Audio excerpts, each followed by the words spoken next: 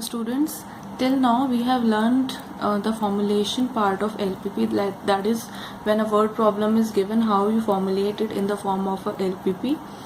Now there are two methods of solving a linear programming problem. One is graphical method and other is simplex method.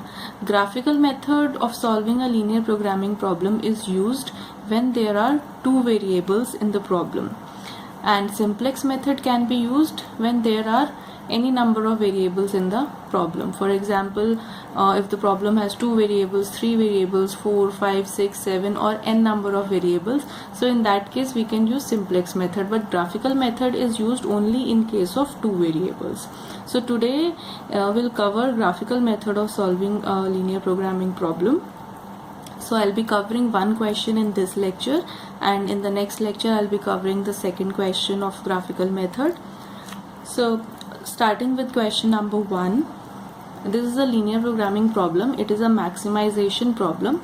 So the objective is maximize z, which is 80x1 plus 120x2, subject to x1 plus x2 less than equal to 9, x1 greater than equal to 2, x2 greater than equal to 3, 2x1 plus 5x2 less than equal to 36, and both the variables are non-negative. Now whenever we have to solve a problem using graphical method, then first of all we have to consider these inequalities in the form of equations, because we need to plot the lines corresponding to these. Okay, so first we'll consider these inequalities as equalities or equations. So first, so you have to write down considering the inequalities as equalities or equations we have. So first inequality is x1 plus x2 less than equal to 9. So first I'll consider it as an equation. Now I have to plot a line corresponding to this equation. In order to plot a line, we need minimum 2 points on the line. So I'll find out 2 points on this line, and the easiest way to find out the points is take x2 as 0 and find the value of x1. When you put x2 as 0 here, you will get x1 equal to 9. And for the second coordinate, put x1 as 0 and find the value of x2. So when you put x1 as 0, you will get x2 as 9.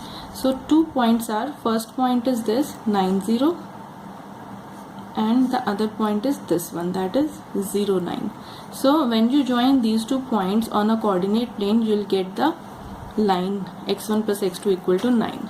Okay, now this is my first equation. Second equation is, second inequality was x1 greater than equal to 2, so we'll consider it as equation. Now x1 equal to 2 is a vertical line. Second inequality is x2 greater than equal to 3. So you'll again consider this as equation, mark it as third equation. Mark it as third equation, x2 equal to 3, and last equation is 2x1 plus 5x2 less than equal to 36. So again I'll consider this as equation, 2x1 plus 5x2 equal to 36. Okay, so again I have to find out 2 points corresponding to this or on this line. So here I'll take x1 and x2. So first again take x2 as 0 and find the value of x1. When x2 is 0, x1 will be 18.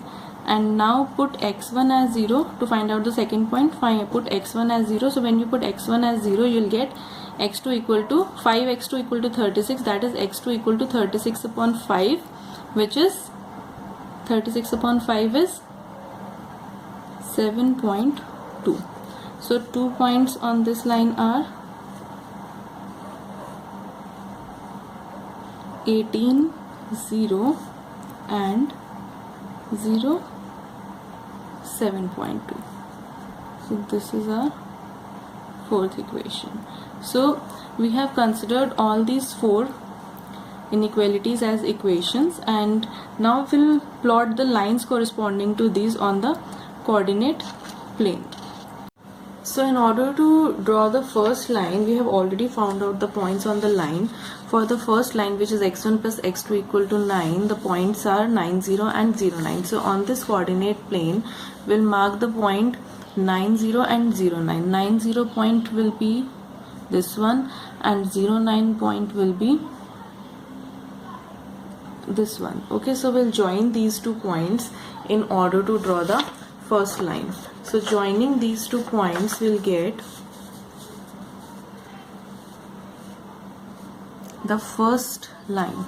So I'm joining these two points, so I'll get the first line when I'll join these two points. So this is the first line, which is x1 plus x2 equal to 9. Now the second line is x1 equal to 2. The second line is x1 equal to 2.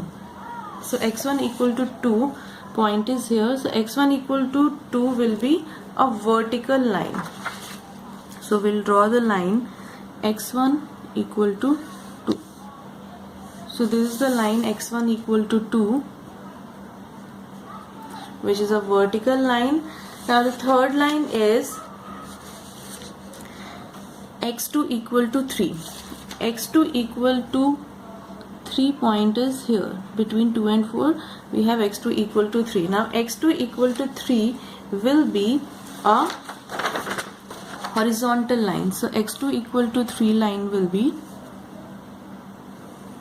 this one. So this is a horizontal line, x2 equal to 3. Now the last line is 2x1 plus 5x2 equal to 36, and the points are on this line, the points are 18, 0 and 0, 7.2.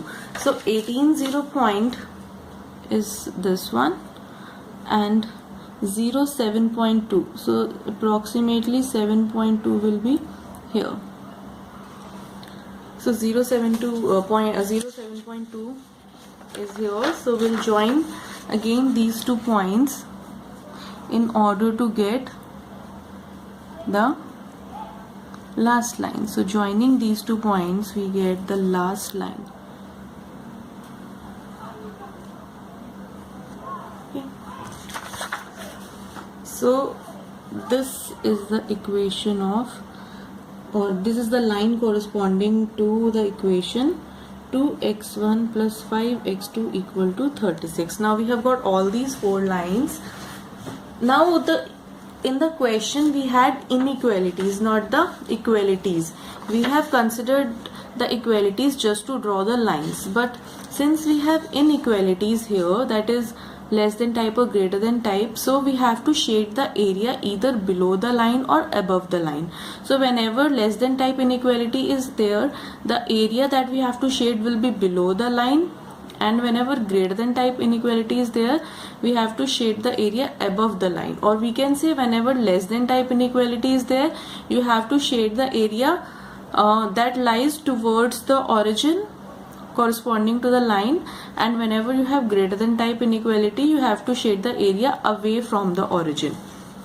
So first inequality is x1 plus x2 less than equal to 9. So that means for this line x1 plus x2 equal to 9, the corresponding inequality is less than type. So that means the area will be towards the origin. So I'll just point the arrows below the line or towards the origin. For the second line, which is x1 equal to 2, the inequality is greater than type. So for this line, the area that we have to shade will be away from the origin. So that means we have to point the arrows outwards. The third inequality is again greater than type. So this x2 equal to 3, the area corresponding to the inequality. So for this the inequality is x2 greater than equal to 3. So that means the area will be again away from the origin. And for the fourth inequality, we have, for the fourth equation, we have inequality less than type. So this is our last line, fourth line. Since the inequality is less than type, so area will be downwards, below the line or towards the origin. So the arrows will be pointing towards the origin. Now all the areas are pointing to this common region. You have to find out that common area where all the arrows of the given inequalities are pointing. So this is called the common area or the feasible region. So this particular area is called the common area or feasible region. That means our solution lies in this particular region. Now there are infinite points in this area, so it is not feasible or possible to identify all the points lying in this area. So there is a theorem of linear programming problem which says that the best solution lies at the corner points of the common area. So we have to just identify the corner points. So let us name the points as A, B, C and D. So we have to identify these points. How will we identify these points? By just looking at the points and where they are intersecting. For example, like point A here is the intersection of this line which is x1 equal to 2 and this line which is x2 equal to 3. So point A is the intersection of x1 equal to 2 and x2 equal to 3. This implies that point A is 2, 3. Okay, similarly we see that point B is the intersection of this line, that is x1 plus x2 equal to 9, and this line which is x2 equal to 3. So point B is the intersection of x1 plus x2 equal to 9 and x2 equal to 3. So when we put x2 equal to 3 here, we get x1 equal to 9 minus 3, that is 6. That means B is 6, 3. That is point B is 6, 3. Similarly, point C is the intersection of, we have to see point C now. C is the intersection of this line, that is x1 plus x2 equal to 9, and this line which is 2x1 plus 5x2 equal to 36. So point C is the intersection of x1 plus x2 equal to 9 and 2x1 plus 5x2 equal to 36. So we will solve these two equations by elimination method. So when we'll solve these equations, we'll get the points as x1 equal to 3 and x2 equal to 6. So point C is 3, 6. Okay, now similarly point D is the intersection of, we see point D which is the intersection of x1 equal to 2 and 2x1 plus 5x2 equal to 36. It is the intersection of x1 equal to 2 and 2x1 plus 5x2 equal to 36. So putting x1 equal to 2 here, will get the value of x2. So point D will be, point D is 2, 6.4. Now we have got all these 4 points. We just have to find the value of z at these 4 points. So we'll write down all these 4 points. We'll write down all these 4 points A, B, C and D that we have found, and we'll find out the value of Z. So we'll make this table where we'll write down the corner point and value of Z. So A 0.23, Z is 80x1 plus 120x2 which is our objective function, and the value of Z at point A is 80 into 2 and 120 into 3 which will be 160 plus 360 which is 520. Similarly at point B, Z will be 80 into 6 plus 120 into 3, okay, which is equal to 840. At C point Z will be 80 into 3 plus 120 into 6, which will be equal to 960. And at point D, Z will be 80 into 2 plus 120 into 6.4, which will be 948. So out of these four values, we see that the maximum value is 960, and 960 is corresponding to the point C. Therefore, our solution is